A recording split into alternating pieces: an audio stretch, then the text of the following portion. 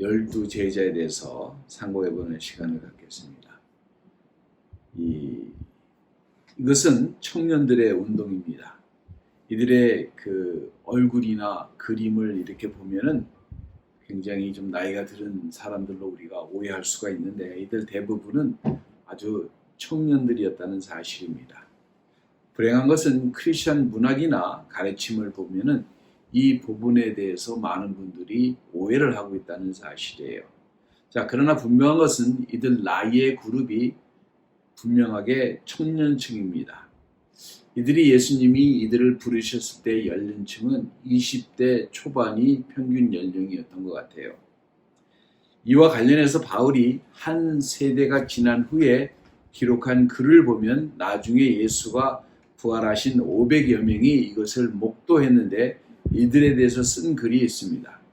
고린도전서 15장 6절에 그 후에 500의 형제가 일시에 보이셨나니 그 중에 지금까지 태반이나 살아있고 어떤 이들은 잠들었으며 그렇게 얘기를 합니다. 자, 이걸 보더라도 예수가 얻은 영혼들은 대개 20대 초반의 사람들이었다는 사실이에요. 주님이 이들을 부르실 때 그릭말로 표현된 말이 있는데 이것을 묵상해봐도 마찬가지예요. 그릭말로 제자들을 표현할 때 주님께서 택하나라고 하는 말을 썼는데 이 말은 아이들 이런 말이에요. 그래서 요한복음 13장 33절에 소자들아 내가 아직 잠시 너희와 함께 있겠노라. 너희가 나를 찾을 터이나 그러나 일찍 내가 유대인에게서 너희는 나의 가는 곳에 올 수도 없다고 말한 것 같이 지금 너희에게도 이르노라. 그렇게 얘기를 합니다. 여기에서 테카니아라고 하는 표현을 씁니다. 이 말은 뭐냐면은 사랑이 담긴 소자들이라 이런 말이에요.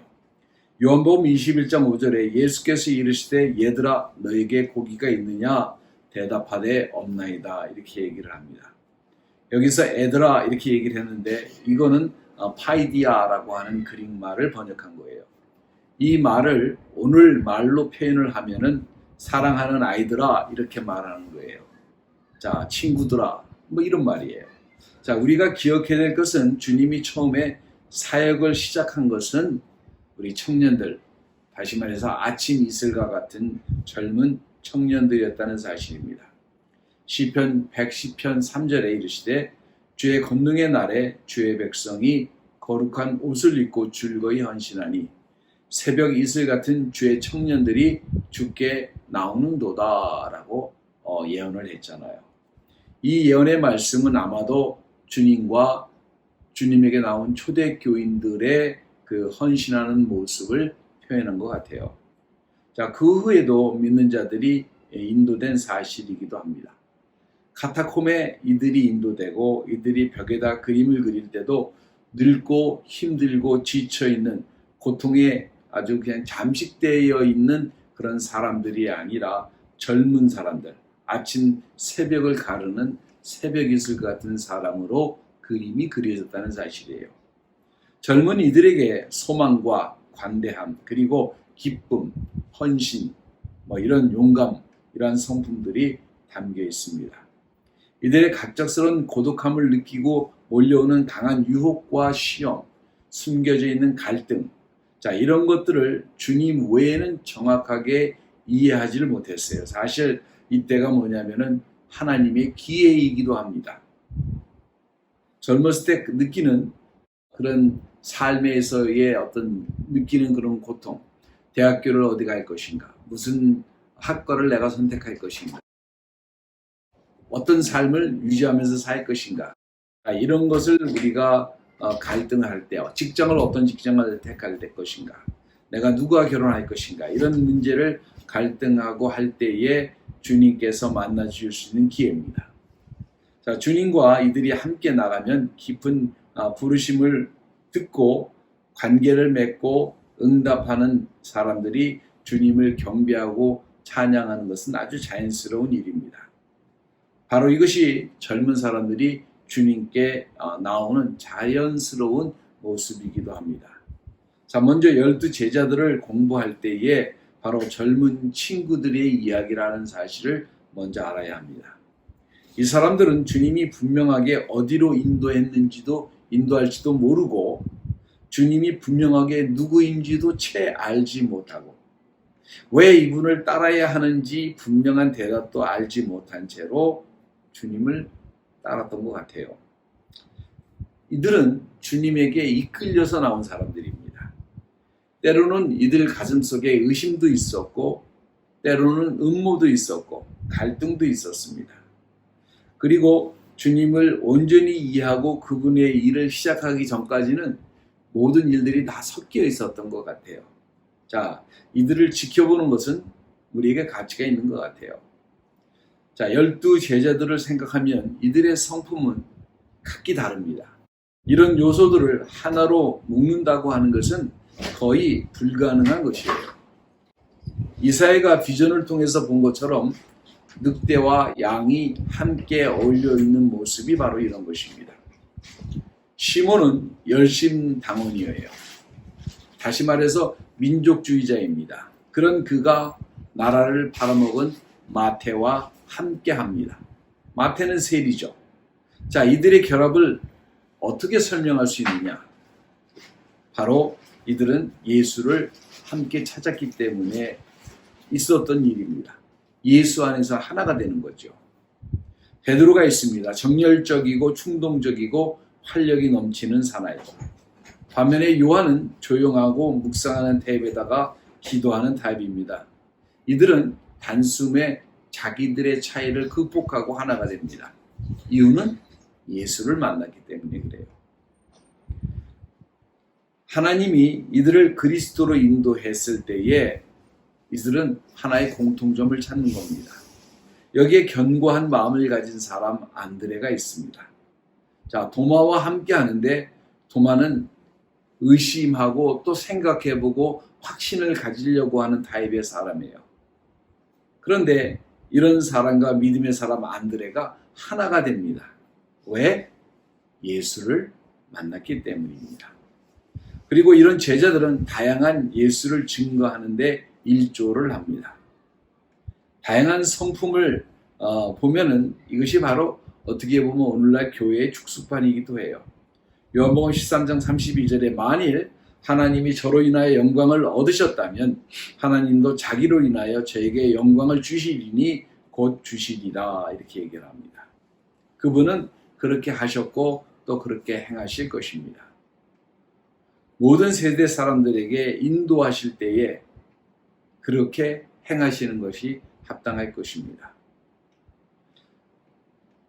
동쪽이나 서쪽이나 남쪽이나 북쪽이나 사람들이 함께 모여서 예수 그리스도로 하나가 되는 다리가 되어서 모든 사람들을 연결하는 다리가 바로 예수 그리스도일 것입니다. 모든 사람을 부르실 때 다양한 직종에도 불구하고 다양한 연령층에도 불구하고 다양한 계층의 사람을 부를 때도 불구하고 이들이 하나가 되는 것은 바로 예수 그리스도라고 하는 그런 공통 분모가 있는 거예요. 계시록 21장 13절에 동편의 세 문, 북편의 세 문, 남편의 세 문, 서편의 세 문이 있는데 그 문이 활짝 열릴 때마다 예수 그리스도로 하나로 연결이 됩니다. 자, 주님의 목적이 있어요. 이들을 선택한 목적이 있습니다. 12 제자를 선택한 목적이 있어요. 마가는 아주 짧은 문구로 이렇게 얘기합니다. 마가복음 3장 14절과 15절에 이에 12를 세우셨으니 이는 자기와 함께 있게 하시고 또 보내사 전도하며 귀신을 내어주는 권세도 있게 하려 하심이라, 이렇게 얘기를 합니다. 자, 이 말은 생각할 가치가 있는데 먼저 함께 하시고 라고 얘기를 합니다. 이것은 예수님의 인성 때문에 우리가 인간적인 교제, 동정이 필요하다라고 생각할 수 있는 것보다는 항상 다른 측면도 있는 거예요. 자, 복음에는 항상 외로운 사람들로 가득합니다. 이거 잊어먹으면 안 돼요. 마리아, 친구 없는 문둥병자, 베스다 연못에 홀로 누워 있었던 사람, 이분 가론 유다도 외로운 사람인 것 같아요. 빌라도 권력의 최상층에 있는 것 같지만 외로운 사람입니다. 자, 수많은 사람들이 있어요. 그리고 복음서에서 가장 외로우신 분은 누구라고 생각하면 저는 예수님이라고 생각합니다. 세상을 창조하시고 자기 백성에게 오셨는데 자기 백성들이 적대하고 경멸하고 무시하고 조소와 무관심으로 그분의 면전에서 말하고 행동을 해왔습니다. 자, 그런데 이 12제자가 예수님을 따르니까 한편으로는 이 예수님을 통해서 이 12제자를 통해서도 예수님이 어떤 위로도 얻었을 거예요. 사람이 이렇게 남자가 한 12 다니다 보면요. 재밌는 일이 되게 많아요. 근데 12만 다닌 게 아니라 여기에는 말할 수 없는 많은 그룹들이 같이 모여 다녔어요. 같이 다닌 그룹 중에서 12명을 선택하신 거지.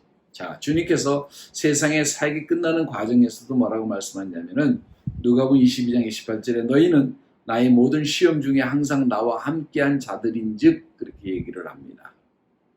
자, 오늘도 평범한 사람들의 신뢰와 사랑은 우리가 생각하는 것보다 더 중요한 의미를 가지고 있습니다. 이것은 사실 바로 이것을 통해서 우리를 훈련시키시려는 하나님의 목적이 있다고 생각을 해요. 그분과 매일 함께 있다고 하는 것은 그분의 모든 당하시는 상황을 바라본 것이고 개인적인 대화를 다 들은 것이고 그분의 꿈, 열정, 소망 그리고 그것을 바라보는 시각, 관점 그것을 보고 말하는 영혼들 그 모든 것을 나누셨을 거 아니겠어요. 그리고 점차적으로 그 과정을 통해서 주님과 함께 하면서 이들이 변화되어지고 주님의 뜻을 이해하는 것을 지켜보게 될 것입니다. 그리고 주님은 이들의 마음에 어떤 소망의 불을 하나씩 둘씩 던지셨을 거예요. 예수님과 교제를 통해서 이들은 진정으로 뭐냐면은 저 사람의 필요를 알아주고 그들을 긍휼히 여기고 불쌍히 여기고 그들이 고아 없는 부모 없는 고아처럼 버림받은 것 같은 그들의 심령을 위로해주고 하나님께 인도해주고 하나님을 체험하면서 변하는 그들의 모습을 보고 이들도 뭐냐면은 이게 정말로 가치 있는 일이라고는 생각을 가졌을 거라고 저는 확신을 해요. 이것이 바로 하나님의 사람을 만드시는 최고의 방법입니다. 예수와 가까운 거리를 유지하는 것이 바로 최고의 선생이죠. 자, 이들을 그래서 보내셔서 전도를 하십니다. 전도를 하시는데 하나님 나라가 가까이 왔다라고 메시지를 주셨을 뿐만 아니라 가서 뭐하냐면은 하나님 나라를 증거하실 뿐만 아니라 귀신도 쫓고 병자도 치료하게 하십니다. 자, 그렇기 때문에 갈릴리 사역이 아주 급속도로 발전을 했고 주님의 손으로 행하지 아니하셨다면은 멸망할 많은 사람들이 구원을 받게 됩니다. 그리고 12 사도가 그 가운데 선택이 되어집니다. 주님이 붙이신 불을 전파하는 목적을 가지고 있습니다. 이것을 교회라고 부르는 거예요. 교회는 바로 그리스도의 몸입니다. 자, 사도라고 하는 말은 특별한 소리가 아니라 보내심을 받은 자라고 하는 그릭 말이에요. 하나님이 보내셨는데 어떤 사람을 보내셨느냐? 물론 준비된 자를 보내시겠죠. 그리고 주님은 이런 사람들을 믿고 그 다음에 복음을 주고 메시지를 주십니다. 그리고 이들은 나가서 세상을 변화시킵니다. 바로 사도행전이 끝나지 않은 유일한 책인 이유는 오늘도 그와 같은 일을 우리가 한 사람 한 사람이 행해야 되는 일이기 때문이기도 합니다. 자, 2000년 전에 이 젊은 청년들이 정말 아무것도 알지 못하고 당시에 의무교육이 있었어요? 없었어요? 없었어요. 국민학교도 안 나왔습니다. 그냥 삶의 터에서 현장에서 그냥 보고 배우고 그런 분들이에요. 그런 분들 12명을 택하셔서 이 세상을 하나님께서는 변화시켰습니다. 이 변화의 충격이 얼마나 컸는지 역사학자들이 역사를 나눌 때 예수님이 오시기 전과 예수님이 오신 다음으로 역사를 그렇게 나누어요. 이것은 세큘러 스칼라들이 한 일이지 크리스천 커뮤니티에서 한 일이 아닙니다. 자, 주님께서 또다시 우리 한 사람 한 사람의 믿음을 믿고 신뢰하고 의지하고 계십니다. 그래서 여러분 한 사람 한 사람을 통해서 하시는 일들에 대해서 성취하시는 축복이 있길 바랍니다. 자, 어떻게 12명이 불림을 받았습니까? 이들은 모두 갑작스럽고 결정적이고 급하게 부르시는 주님의 음성을 듣습니다. 이들은 다 같이 주님과 길거나 혹은 짧은 시간 교제를 통해서 길이 예비되었다라고 하는 사실이에요. 자, 시작하면 이들은 다양한 세상 일을 행하시는 바로 예수님의 친구들이기도 하고 제자들이기도 하고, 이들은 때때로 예수님을 보고 예수님을 의지하며 말을 합니다. 이들은 아주 평범한 사람들이에요. 모든 사람이 떠났고 많은 사람들이 예수님을 쫓다가 예수님이 가르침을 할 때마다 이해를 하지 못하면 사람들이 떠나기도 하고, 자기가 생각한 것과 다른 것 같다 그러면 또 떠나기도 하고, 왔다 갔다 했어요. 그러나 12사도는 처음부터 이제 함께 했던 사람들입니다. 사도를 부르신 일은 이제 완벽하게 끝났어요. 각 제자들을 부르신 것을 완벽하게 재현하는 것은 어렵습니다. 그러나 위에 있는 사실들을 설명을 가능하게 합니다. 자, 예를 들면 베드로를 한번 보겠습니다. 마지막에 가장 중요한 일을 위해서 거룩하게 구별되는 것입니다. 제자로서 소명이 오는 거예요. 제자들을 부르신 소명을 일률적으로 뭐 이런 것이다 저런 것이다 설명하기 쉽지 않아요. 그러나 위에 있는 설명은 우리를 쉽게 이해를 시킵니다. 자, 베드로를 한번 볼까요? 요한복음 1장 42절에 데리고 예수께로 오니 예수께서 보시고 가라사대 네가 요한의 아들 시몬이니 장차 게바라 하리라 하시니라. 게바를 번역하면 베드로라. 게바는 히브리 말입니다. 베드로는 그릭 말이에요. 돌이라 이 말이에요. 진정한 반석은 누구예요? 예수 그리스도가 반석이에요. 그런데 베드로도 큰 바위가 아니라 작은 바위를 말해요. 반석이라, 베드로라. 자, 베드로를 부르십니다. 누가복음 5장 10절과 11절에 또 베드로를 부르십니다. 세베대의 아들로서 시몬의 동업자인 야고보와 요한도 놀랐음이라. 예수께서 시몬에게 가라사대 무서워 말라. 이제 이후로는 내가 사람을 취하리라 하시니 저희가 베드로를 육지에 대고 모든 것을 버려두고 예수를 쫓으니라. 이렇게 얘기를 합니다. 마가복음 3장 3절 13절에도 베드로를 부르십니다. 또 산에 오르사 자기 원하는 자들을 부르시니 나온지라. 이에 12를 세우셨으니 이는 자기와 함께 있게 하시고 또 보내사 전도도 하며 귀신을 내어 찢는 권세도 있게 하려 하십니다. 이 12를 세우셨으니 시몬에게는 베드로라는 이름을 더하셨고 그럽니다. 자, 세 가지의 각기 다른 부르심에 대해서 베드로를 부르신 이야기가 나와요. 또 사람들은 또 이렇게 생각을 합니다. 요 한 가지만 맞고 두 가지는 뭐가 잘못됐다, 모순이 있다, 이렇게 생각하면 굉장히 잘못된 생각이에요. 자, 믿음은 이 세 가지가 다 사실이라고 얘기를 해주고 있습니다. 근데 각 스토리는 베드로가 주님을 만나는 깊은 관계를 더 깊이 설정하는 가운데에 나온 이야기들이라는 사실입니다. 자, 세 가지 부르심이 있었는데 먼저는 친구로 부르셨고 그 다음엔 따르는 자로 부르셨고 그 다음에는 사도로 부르셨어요. 이 부르심의 다름을 우리가 이해를 해야 합니다. 자, 주님이 선택한 사람을 우리가 한 번씩 이제 성경에 나오는 대로 한번 보겠습니다. 안드레라는 사람이세요. 그 안드레라고 하는 그릭 말은 용감한 이런 뜻이에요. 용감한 자. 이것은 복음서에서 그의 성격을 단적으로 드러나고 있는데 그는 항상 베드로의 형제로 항상 설명이 되어져요. 계속적으로 다른 사람의 영광에 가려져 있는 모습입니다. 사실 안드레는 베드로보다도 더 먼저 주님을 만났고 안드레 없이는 베드로는 기독교 역사에서 없었을지도 모릅니다.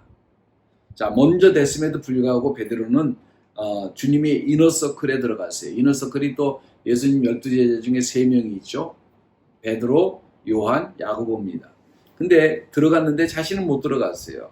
배제됐습니다. 그런데 안드레는 거기에 대해서 불평하거나 시기하거나 이의를 제기하는 단 한마디도 말도 없어요.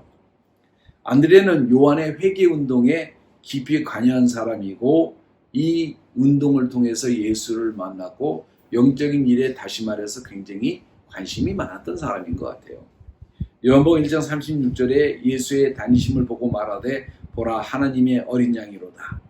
두 제자가 그의 말을 듣고 예수를 쫓거늘 예수께서 돌이켜 그 쫓는 것을 보시고 물어 가라사대 무엇을 구하느냐 가르되 라비오 어디 계시냐이까. 예수께서 가라사대 와 보라 그러므로 저희가 가서 계신 데를 보고 그날 함께 거하니 때가 제 10시쯤 되었더라.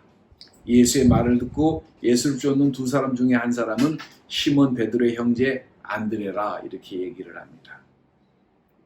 안드레와 친구는 잘 알지도 못하면서 요한이 그 한 말을 듣고서 바로 뭐예요? 예수님을 쫓았던 사람이에요. 어디에 머물고 계십니까? 그러니까 와보라고 말씀하세요. 성경에 나타난 안드레는요, 한 가지 특징이 있습니다. 안드레가 나타날 때마다 항상 누군가를 예수께 인도하는 사람이에요. 그 다음 날은 형제 베드로에게서 예수님을 증거합니다. 요한복음 1장 42절에 유레카 그렇게 얘기합니다. 나는 예수님을 찾았다 이렇게 얘기를 해요. 광야에서 떡이 필요할 때 떡과 물고기가 있는 친구를 데려온 사람은 누구예요? 안드레입니다. 요한복음 6장 8절과 9절에 제자 중 하나 곧 시몬 베드로의 형제 안드레가 예수께 여짜오되 여기 한 아이가 있어 보리떡 5개와 물고기 2마리를 가졌는데 이것이 많은 사람들에게 어떻게 되겠습니까? 무슨 의미가 있겠습니까? 자, 그릭 사람이 빌립을 주님을 만나고자 했을 때에 주님께 인도한 사람도 누구예요? 안드레입니다. 다시 말해서 그는 전형적인 전도와 선교자의 전형적인 모델이에요. 누군가를 끊임없이 주님께 인도하십니다. 이런 사람이 오늘 우리에게 필요하죠. 자, 두 번째는 베드로입니다. 타고난 지도자예요. 바로 예수님 그룹의 대변인을 했던 사람입니다. 주님이 다른 사람들의 중상모략 때문에 많은 사람이 주님을 떠나고 있었어요. 그때 주님이 사람들에게 묻습니다. 너희도 나를 떠나려 하느냐? 요한복음 6장 66절과 68절에 이러므로 제자 중 많이 물러가고 다시 그와 함께 다니지 아니하더라. 예수께서 12 제자에게 이르시되 너희도 가려느냐? 시몬 베드로가 대답하되 주여 영생의 말씀이 계시매 우리가 누게로 가오리까. 베드로는요 굉장히 신통한 데가 있어요. 굉장히 크리티컬한 포인트예요. 이게 여러분이 보시면요 이거를 여러분이 그냥 생각 없이 성경을 읽으시니까 이게 감이 안 와닿겠지만 극으로 만든다면 사람들이 막 떠나서 말 한마디 하면 사람은요 군중심리라는 게 있어요. 그래서 그 말 한마디가 확 제자들 모두를 다 떠나기도 할 수 있는 요소가 있는데 베드로는 아주 이럴 때마다 단호합니다. 영생의 말씀이 계시는데 우리가 누구로 가겠습니까? 우리가 갈 사람은 예수밖에 없습니다. 라고 아주 단언을 해요. 주님을 처음으로 하나님의 아들이라고 고백한 사람도 누구예요? 베드로예요. 마태복음 16장 17절에 주는 그리스도시요 살아계신 하나님의 아들이십니다. 라고 고백을 한 사람이에요. 주님이 십자가에 돌아가신 후에도 제자들이 우왕좌왕할 때 자기는 고기 잡으러 가겠다고 말한 사람도 베드로예요. 발랄하고 용감하고 격정적이고 그리고 관대한 베드로는 타고난 지도자예요. 근데 단점도 많아요. 때로는 그 단점 때문에 사단의 도구로 쓰임받기도 합니다. 예수께서 돌이키시며 베드로에게 이르시되 사단아 내 뒤로 물러가라. 너는 나를 넘어지게 하는 자도라. 내가 하나님의 일을 생각지 아니하고 도리어 사람의 일을 생각하는도다. 마태복음 16장 23절입니다. 마태복음 19장 27절에 이에 베드로가 대답해 가로되 보소서 우리가 모든 것을 버리고 주를 쫓아 싸우니 그런즉 우리가 무엇을 얻으리까? 뭐 이런 계산도 있어요. 예.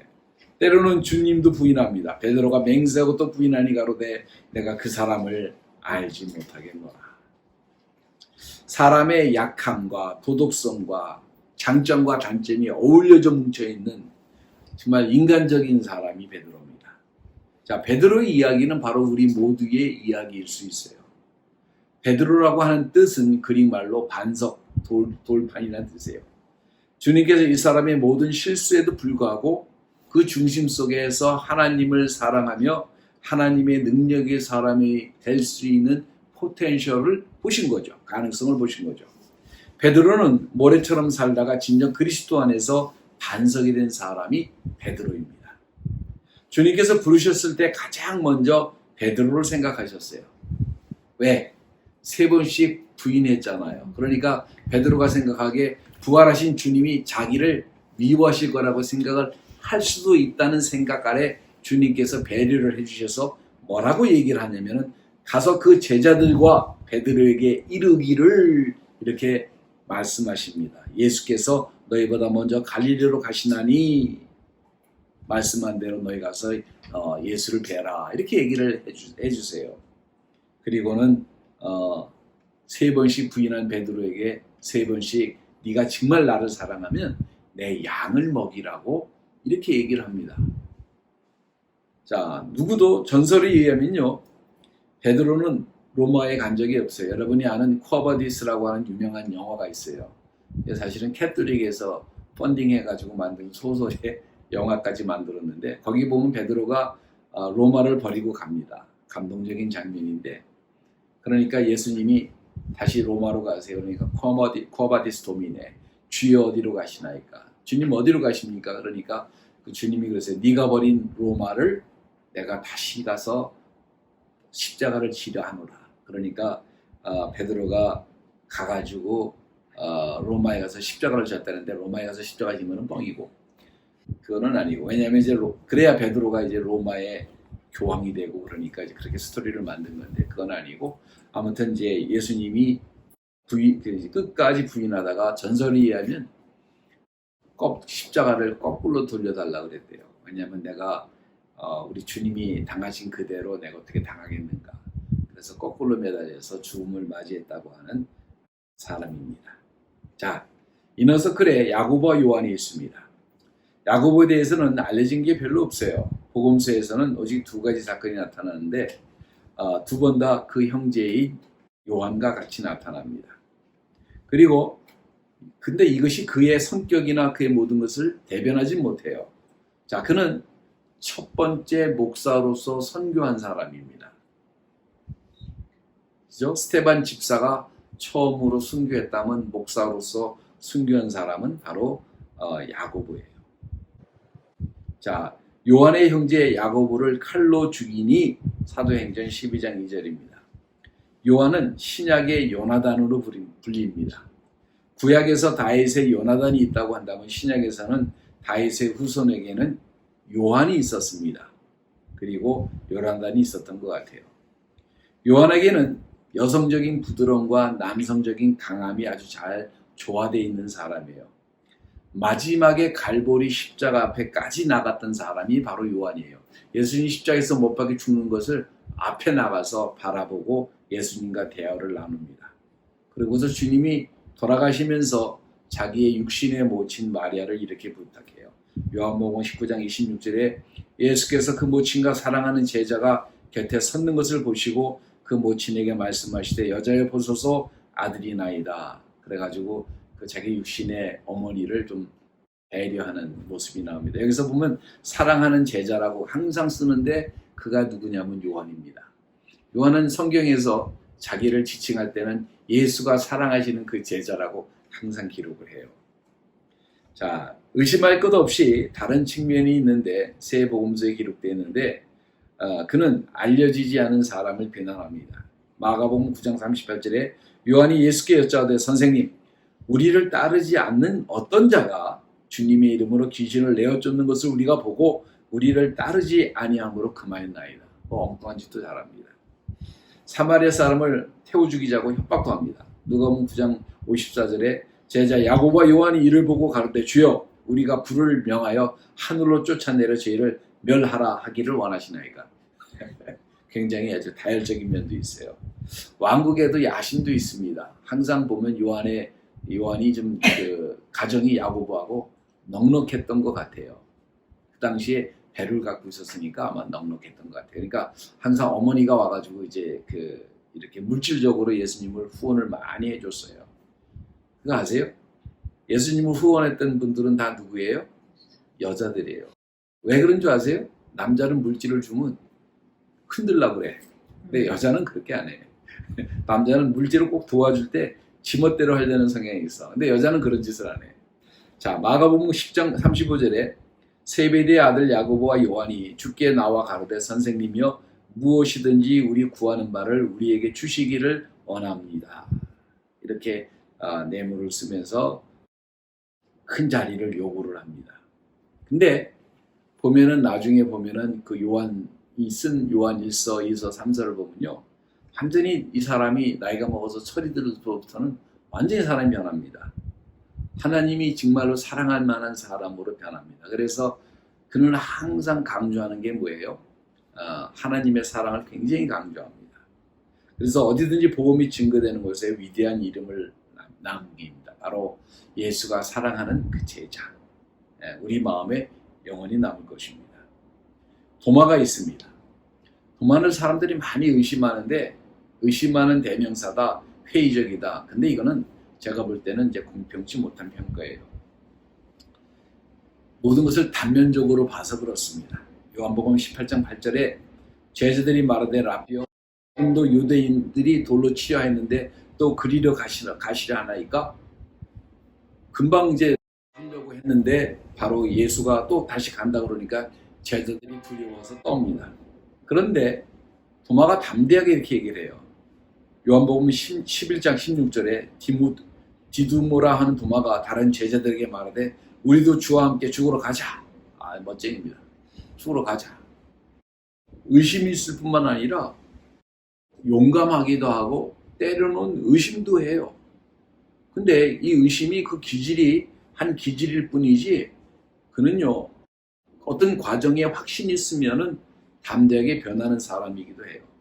도마가 대답하여 가로되 주여 나의 주시며 나의 하나님이시나이다.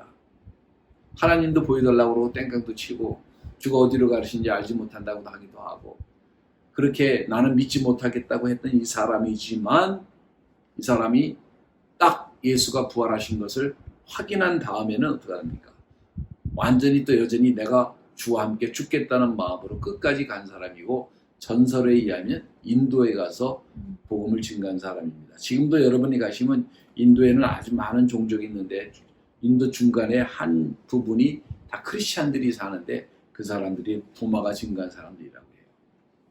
자, 마태가 있습니다.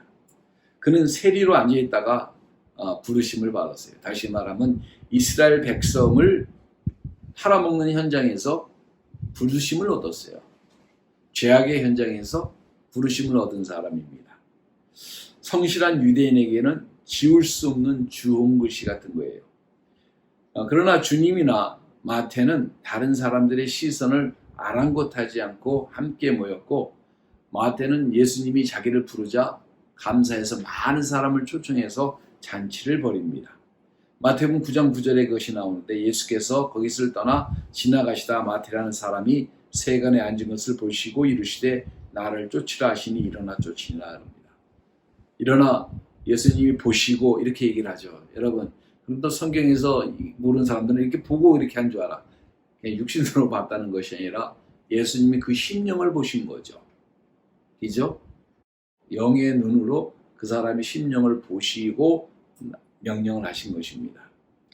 여기서 분명하게 변화를 받은 이 세리는 세 가지 동기로 잔치를 열 것입니다. 먼저는 자신의 영적 탄생을 축하하기 위해서 너무 기뻐서 감사해서 그리고 이것을 공개적으로 선포하기 위해서 그래서 다시는 똑같은 죄를 반복하지 않기 위해서 그 나머지는 또 뭐냐면은 다른 사람을 다투는 것이 왜 그래요? 다른 사람들에게도 나와 같이 똑같은 기회를 주기 위해서 이게 아름다운 거예요. 죄인과 세리의 친구라고 하는 타이틀을 주님에게 준 동기가 되었지만은 이것이 그에게는 영광이 된 것입니다. 자, 나머지 5명, 6명의 제자들에 대해서도 우리는 잘 알지 못해요. 빌립, 그 다음에 열심당원인 시몬, 바돌로메, 아마 분명하게 나다니엘하고 바돌로메가 동일 인물인 것으로 우리가 판별하고 있는데 아직 잘 모릅니다. 테데우스, 요한, 그리고 가룟 유다. 가룟 유다는 나중에 왜 주님을 배반했는지 살펴볼 것인데 알페의 아들 야고보. 주님께서는 이들을 선택하셔서 온 세상을 변화시키도록 그렇게 부르셨습니다. 우리가 인간적으로 볼 때 얼마나 이것이 어리석은 모험 같이 보여요.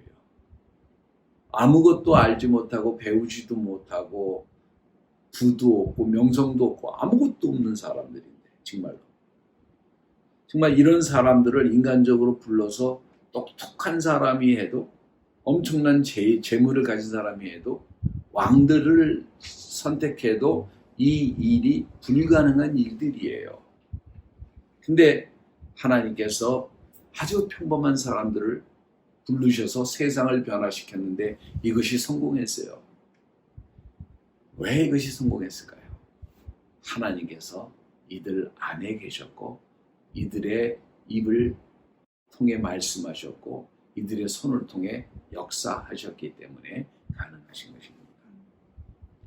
고린도전서 1장 27과 28절에 그러나 하나님께서 세상에 미련한 것들을 택하사 지혜 있는 자들을 부끄럽게 하려 하시고 세상에 약한 것들을 택하사 강한 것들을 부끄럽게 하려 하시며 하나님께서 세상에 천한 것들과 멸시받는 것들과 없는 것들을 택하사 있는 것들을 폐하려 하시나니 하는 말씀과 같이 하나님께서 이들을 들으셔서 모든 일을 이루심으로 말미암아 모든 사람들이 하나님께 영광을 돌릴 수밖에 없는 거예요.